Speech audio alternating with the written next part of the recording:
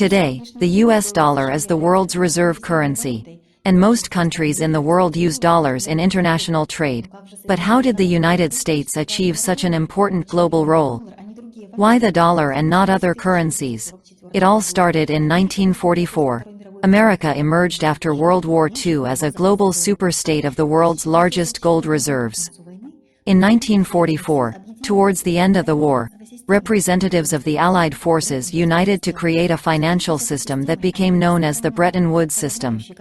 Under this system, America retained the vast majority of the world's gold, which at the time was internationally recognized as the accepted currency, and other countries in the world exchanged US dollars as a substitute for gold. If a foreign country wanted to buy back the gold, they could do so by paying $35 an ounce in New York to the Central Bank of America, which is also known as the Federal Reserve. Under this treaty, the Federal Reserve is obligated to keep enough gold in its vault at all times to ensure the conversion of paper dollars. In other words, dollar bills were real evidence of ownership of the gold held in the United States. Moreover, all other countries have decided to maintain fixed exchange rates against the dollar. As a result of the trade of the world's largest powers that used the US dollar, the dollar has become the standard currency for much of the Western world. Countries felt comfortable using the dollar in trade, savings, and investment because there was confidence that the dollars were backed by gold. Everyone trusted them and used them in trade. This put America in an extremely advantageous position. By the end of the 1960s, America had launched a costly war in Vietnam, and government social spending was on the rise. The Federal Reserve Bank began printing dollars to pay for these expenses despite the fact that this was prohibited by the Bretton Woods system. Countries exported products to America, and in return they received money that no longer had a gold equivalent. It started slowly, during the 60s, 70s. You already know that if a country prints money it causes inflation to rise within the country because the amount of money in circulation increases. But what happens if the newly printed money does not enter circulation within this country, but enter circulation in other countries? In this case, you will not experience a large increase in inflation, because you will export your inflation to other countries. That was exactly what was happening. America began printing more and more dollars in secret, buying real goods and services from other countries. And because there was a worldwide demand for the dollar, America did not experience high inflation. In the early 70s, some countries began to understand what America was secretly doing. They realized that there were more dollars in circulation than gold held in the US.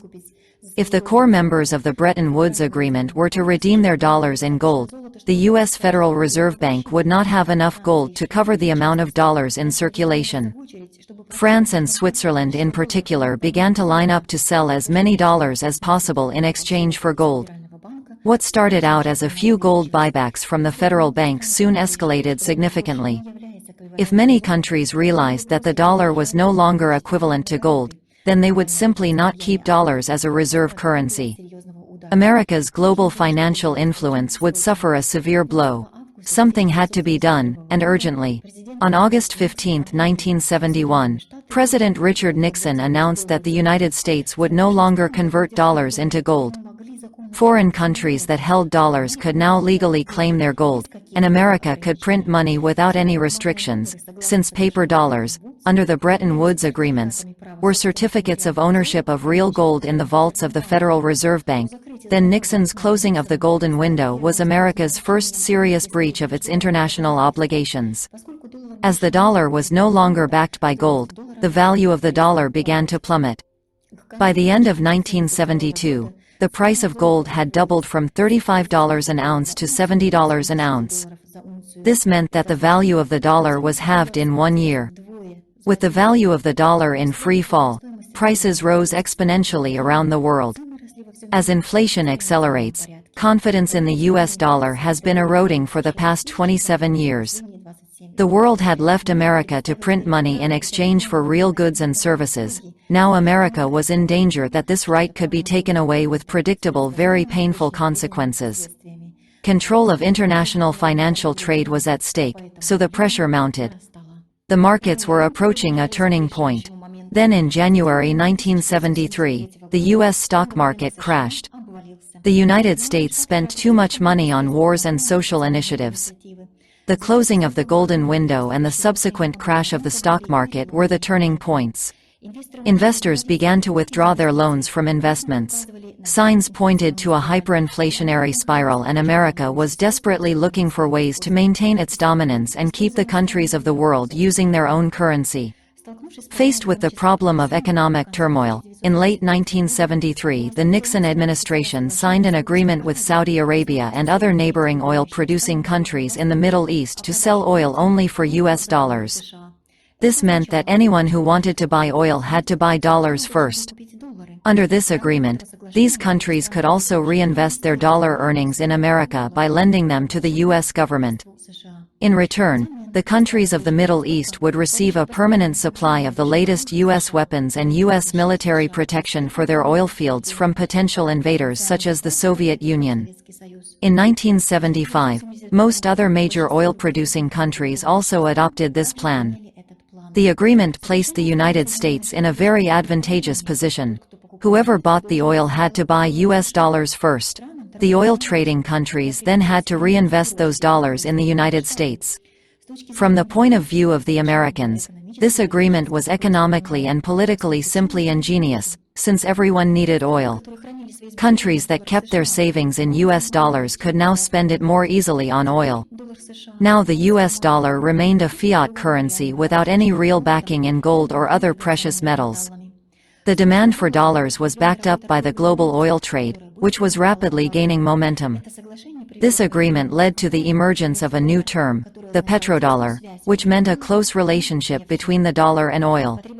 It took several years for countries around the world to restore confidence in the dollar. In 1981, the petrodollar system contributed to the successful recovery of the US dollar as the world's reserve currency.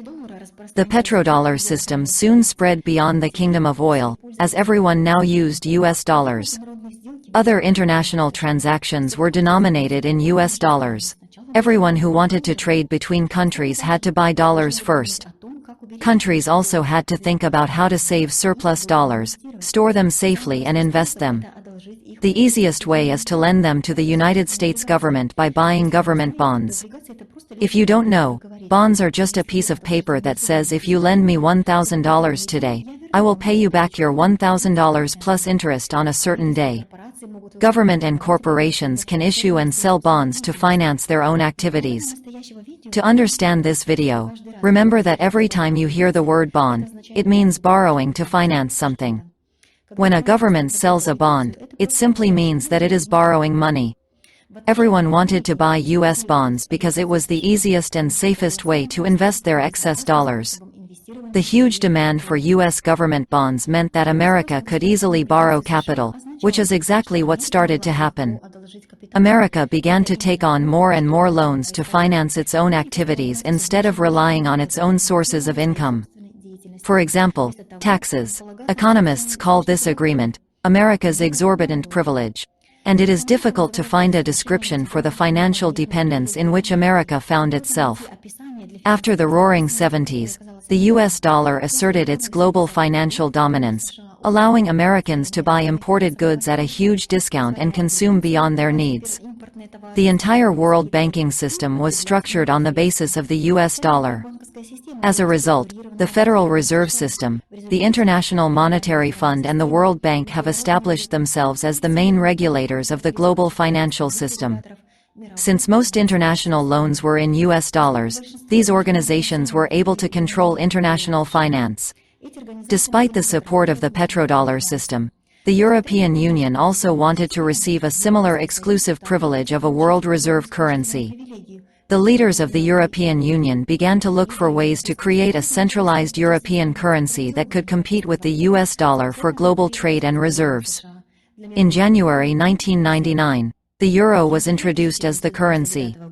His status rose rapidly. Nearby European countries began to accumulate their savings in euros and trade with the European Union was in euros instead of US dollars. The euro began to compete with the US dollar as the world's reserve currency. With the strengthening of the status of the euro, the demand for the currency grew, and at the same time there was a rapid increase in investment in Europe. Since the main goal of the Euro project was to compete with the US dollar in oil trading, the major oil-producing countries began negotiations with Europe on a potential Petro-Euro project. In November 2000, Iraqi President Saddam Hussein began selling oil to Europe in euros. And in 2002, the Organization of the Petroleum Exporting Countries, OPEC, began to consider doing the same. Syria subsequently rejected the dollar as a reserve currency and began trading in the euro. The use of other currencies to pay for oil certainly reduced the demand for US dollars. The huge privilege that America enjoyed for many years with its dollars as the world's reserve currency could disappear with the end of its currency monopoly. The petrodollar system and the stakeholders that support it are a critical issue in today's global geopolitics. In other words, America had something to lose if the peoples of the world began to use other currencies in international trade. It was a powerful incentive that needed to be protected. In November 2000, there was not a single oil-producing country that would dare to violate the agreement with America on the value of the dollar. And the US dollar remained the strongest currency in this world. In late 2000, Europe convinced Iraq to sell oil in euros rather than US dollars. This has led many other countries to consider the same possibilities. Russia and Iran were very interested in this option. Finally, in April 2002, OPEC members met with representatives of the European Union to discuss first selling oil to Europe in euros. This posed a huge threat to the supremacy of the dollar. It was something that America could not allow to happen, and certainly did not allow. America attacked Iraq and at the cost of great bloodshed again forced the sale of oil in dollars. It was a cynical U.S. crime against peace and democracy. We also know what happened in Syria. The purpose of the war between the United States and Western allies for peace in Syria was the removal of the president legally elected by the Syrian people, the collapse of the Syrian state, and the establishment in its place of a regime favorable to the goals of the United States. Similar processes occurred with Iran. Negotiations to explore currency alternatives to the US dollar in exchange for Iranian oil began shortly after the creation of the euro currency. In 2005, the Iranian government announced its intention to develop an oil exchange platform that would allow any participant to purchase oil in a range of alternative currencies other than the US dollar. This was an important project as there was not yet a recognized international exchange that represented oil prices on a euro basis. By the end of 2007, shortly before the opening of the exchange, Iran met with major Japanese and Chinese oil buyers to agree on the participation of these countries in the purchase of oil in alternative currencies. The trading platform moved forward despite resistance from the US and was officially launched in February 2008. In 2010, America increased its pressure on Iran against imposing sanctions on that country. The United States was furious in its sanctions pressure, threatening any country and any bank that traded with Iran, promising complete exclusion from the global banking system for the slightest assistance in purchasing Iranian oil. America's threats were extremely effective and world trade with Iran dropped dramatically. The consequences for Iran were paralyzing, and as a result the Iranian government began to print its own currency, which led to even higher inflation. Western pressure on Russia seems to be the same petrodollar interest. Russia has been open about its intention to use the Russian ruble as an alternative currency for conversion, especially in gas trading with its European customers. China also has ambitions for global reserve currency status and has even launched a trading platform to enable countries to buy oil in Chinese yuan. Even small regional states like South Africa have reserve currency ambitions. They seek to influence neighboring countries to use their currency as a benchmark. In the hope of gaining special money printing privileges, America's #1 geopolitical imperative is to maintain its exclusive monetary privilege. The same can be said for the European Union. As these currencies are printed on a large scale, they are tightening controls to maintain reserve currency status. That's all. Thank you for watching.